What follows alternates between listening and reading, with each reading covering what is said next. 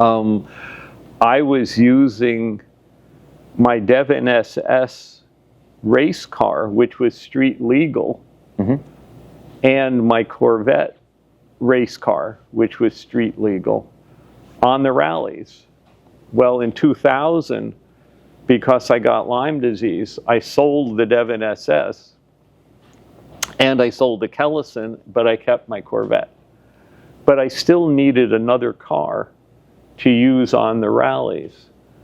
So I happened to be looking at a website of a dealer in Connecticut. And Gene walked behind me, looked at my big computer screen, and said, "Oh, that's a pretty car. You have all these funny looking cars like Allards and Morgans and things. Why don't we have a pretty car like that?" And I said, "Well, does that mean I can buy it?" She said, "Sure." So I bought this Maserati in 2002 that was built in 1962, but not actually sold in Italy until 1964. And I used it on my 1,000-mile rallies. It probably went on 12 or 15 rallies over the next 20 years. After the first couple of years, I decided the engine really needed to be rebuilt. And at the time, I really wanted it quickly.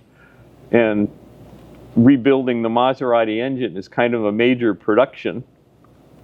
So we just pulled it out, didn't cut anything, and put in a small block Chevy with a Tremec 5-speed that was a bolt-in, surprisingly enough.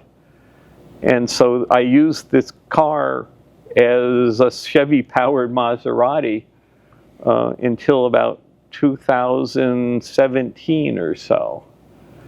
And then I decided it would really be a good idea to redo it back to original. So Peter Markowski at RPM in Vermont took the engine and did a $80,000 rebuild on that engine and the original 5-speed and put it all back together. And then we brought it down. I still had my restoration shop. And we brought it down to my shop and went through the whole thing. And when I first bought it, it came with kind of rusted bumpers on it, and I took the bumpers off. So there's lots of pictures of this car on rallies without any bumpers.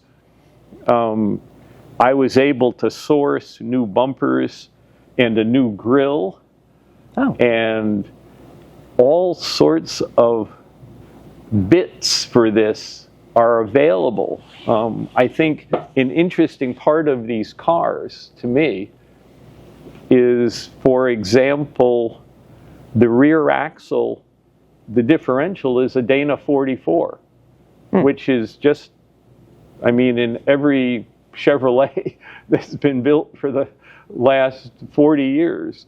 The brakes are Girling disc brakes that are shared with various Aston Martins. The wheels are Barani alloy rims on steel centers.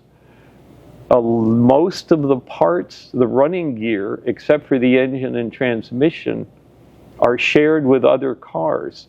So it's amazingly easy to get parts for it.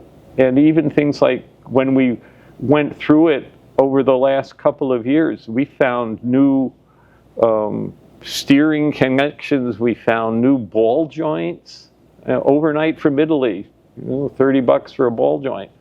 I mean, that kind of thing. And even the exhaust system in this is held in with a dozen little special fittings, little hangers, rubber and aluminum hangers that were only used on this car and the Ferrari GTO in the 60s.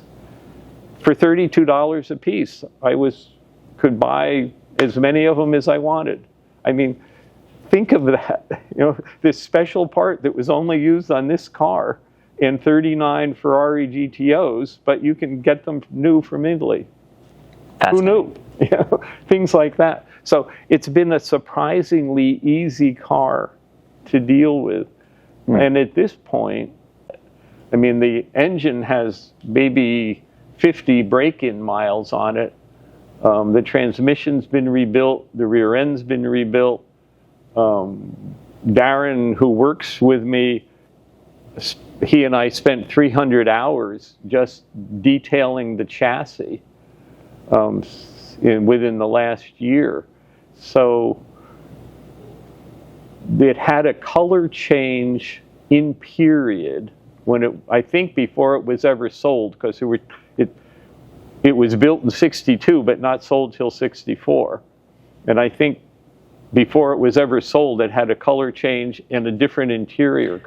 So you think it was red right from the get-go? As soon as it was I think it was this Rosso Exotico, it's called, from the very get-go, in the black interior. Right. Because there's no evidence of blue. The classic cake said built with blue and tan interior, but this isn't a re-dyed tan interior, it's a new black interior.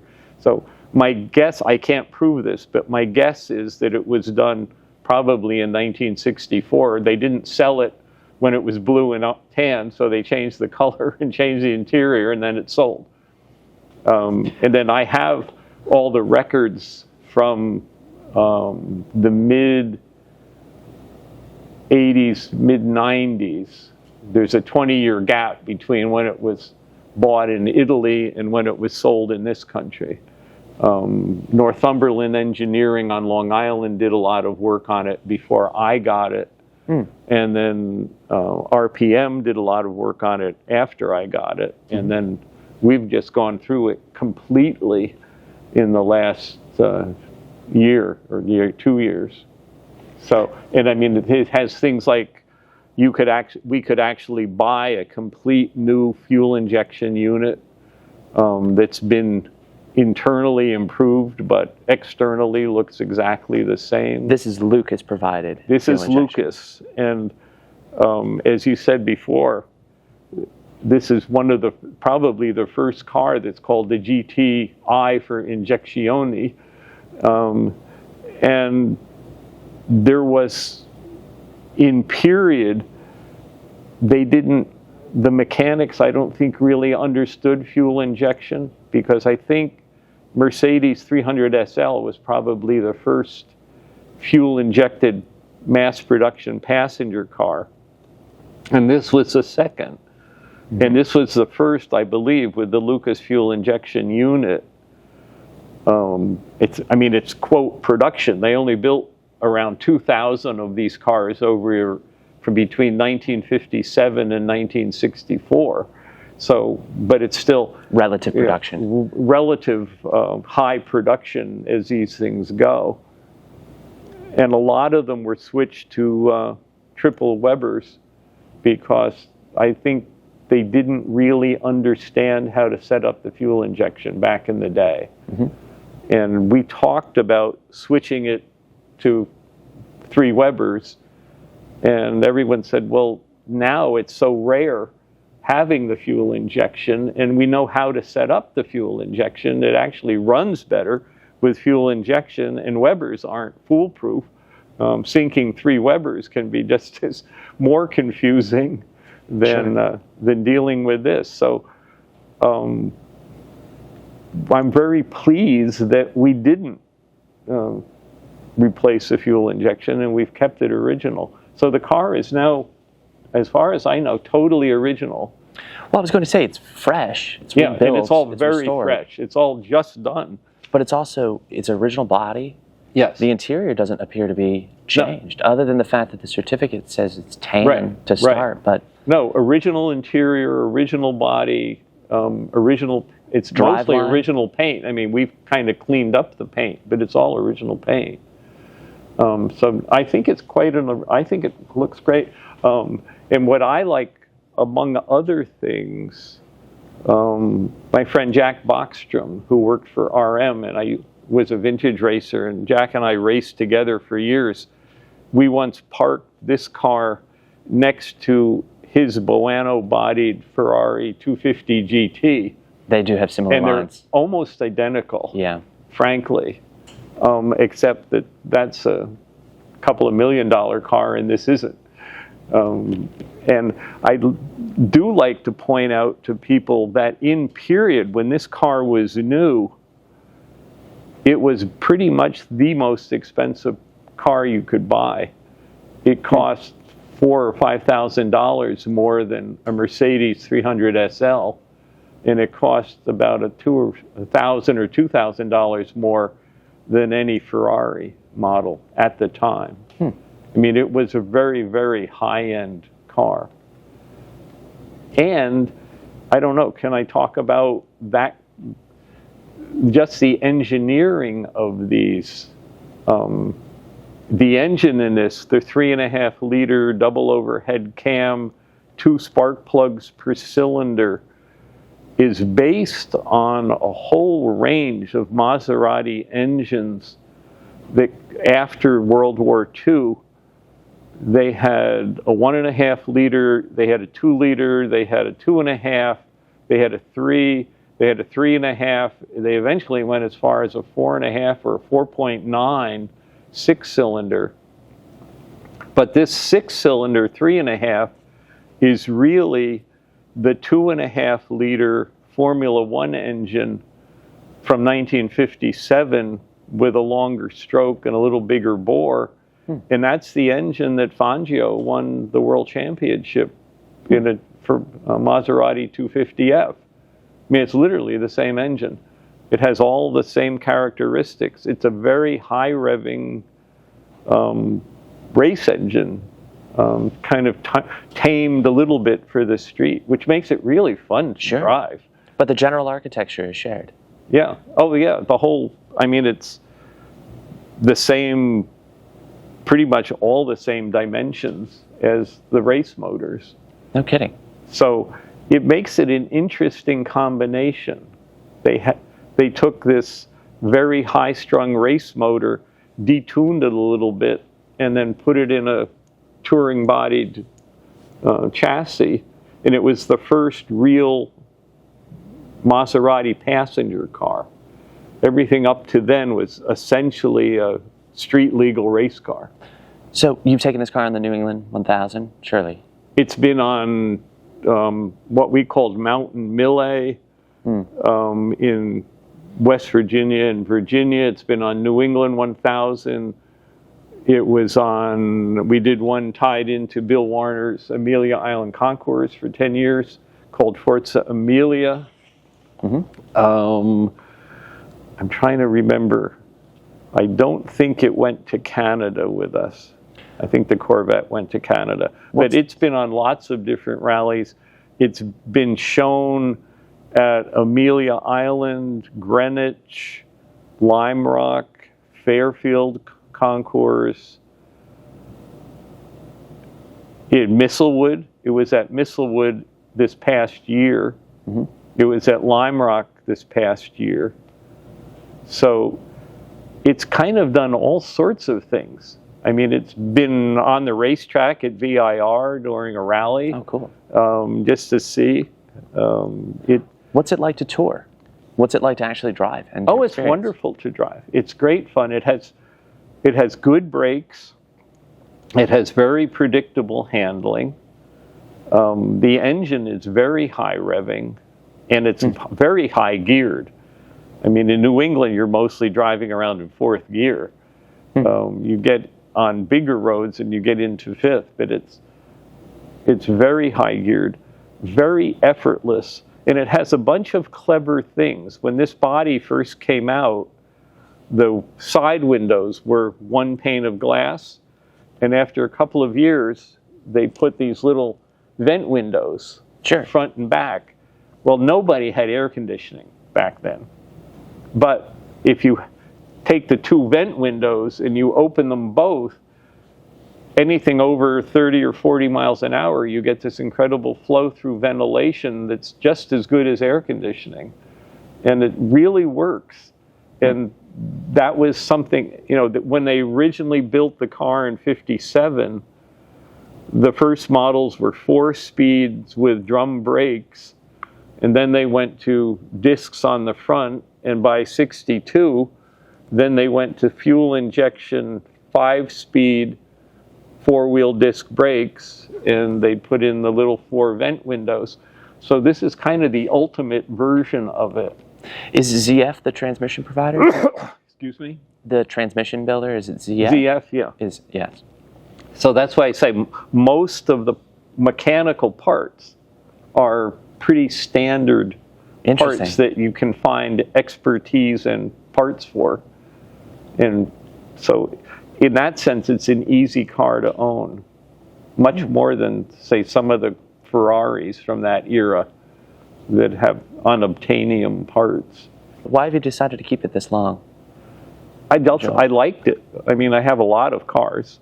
I'm a better buyer than seller. I keep buying cars. And frankly, at this point, I have a couple of cars that are sitting in trailers. I have a couple of cars that are sitting at our house in Texas. And I have a couple of cars that are sitting in my friend Darren's shop. And my own barn is overfull. And I've got a couple of cars coming out of shops that I don't have any place to put. And I'm like, I need to sell something. And even my wife, who has been incredibly patient for 60 years, is saying, you know, you really need to sell something here. And so this is all done. It doesn't need anything. And now's, I think, a good time for it to move on to someone else who will appreciate it. Sure. And so that's what's happened. I love it. I think it's gorgeous. What was one of your favorite myself. Aspects of the car? I love the styling, personally. I think the touring style from that era, you know, a little regret is one of the feature classes at Lime Rock this year. Lime Rock Concours on Labor Day is going to be touring bodies. Oh, so, yeah. You know, if it doesn't sell, you have an opportunity there. I'll show it at Lime Rock and the touring class. But no, I think you know, there's the Alpha 2600s, the Roadster, is rather similar to this. And I like the lines. And the Superleggera bodywork, the aluminum body over tubular steel, is very clever. And it's a large car. It's actually bigger than you think. Huge inside. I mean, if a 6'5" person. I actually had someone who was looking, and he looked at a Vignale Spider on this same chassis, and he couldn't fit in it. He was about 6'5", and he fit in this perfectly. So it's big inside, bigger than you'd expect, and it only weighs about 3,100 pounds, 3,200 pounds. Which for a 4-seat touring car with everything on it is quite lightweight. Good point. So it's very cleverly done, I think. And because it's all aluminum, there isn't a speck of rust on this vehicle, top and bottom. I mean, it's perfect in that sense. So I don't know. I like it a lot. But I think it's just kind of time to find someone else who will appreciate it, I think.